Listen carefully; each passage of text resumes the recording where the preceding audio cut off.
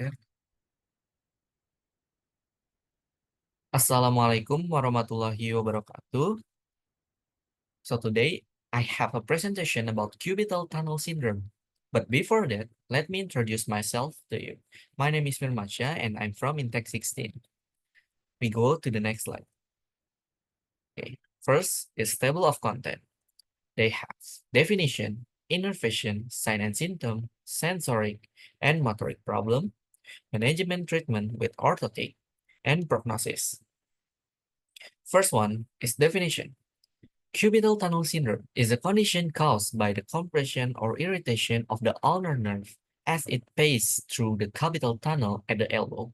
The ulnar nerve is responsible for providing sensation to the ring and small finger and controlling certain hand and forearm muscle. This condition often results in pain, numbness, and weakness in affected arm and hand. This is the picture of the cubital tunnel syndrome. Yes, it is commonly occurs on the elbow. So for the innervation, the ulnar nerve is a part of brachial plexus originating from the C8 to T1 nerve roots. It's provide sensory innervation to the medial part of the palm and then the ring medial half and small finger. For the second one is motor innervation to intrinsic hand muscle like interossei, lumbrical, 3 or 5 hypotenar muscles. And then flexor carpi ulnaris or FCU, and then flexor digitorum profundus or FDP for the ring and small finger. This is the picture of the innervation that in ulnar nerve. Okay, we next to sign and symptom. So first sign and symptom is pain. So in capital tunnel syndrome, pain is commonly in capital tunnel syndrome. Etching pain in the medial elbow, forearm, and hand. The second one is numbness or tingling, primarily in the ring or small finger. Three is weakness. So weakness, difficulty to gripping objects or performing fine motor tasks. Next is positive Tinel sign. Is tingling sensation when tapping over the cubital tunnel. Next is positive elbow flexion test. Is a symptom worsen when the elbow is flexed for an extended piston.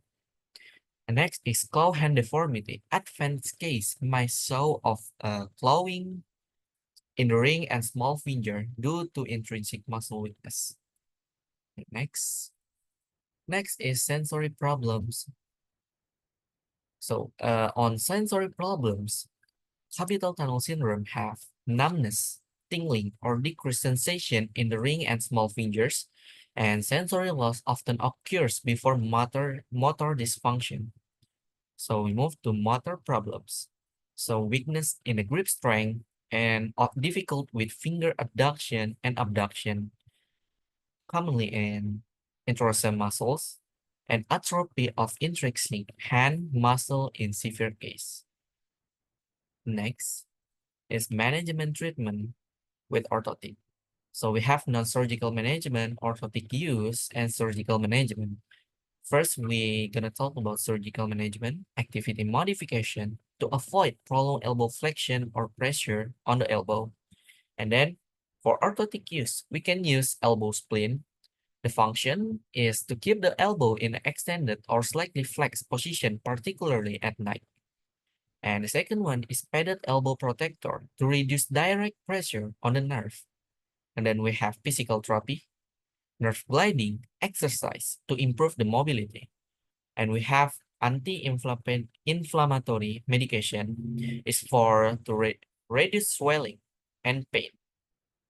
And we have surgical management that if the conservative methods fails, like ulnar nerve decompression, ulnar nerve transposition.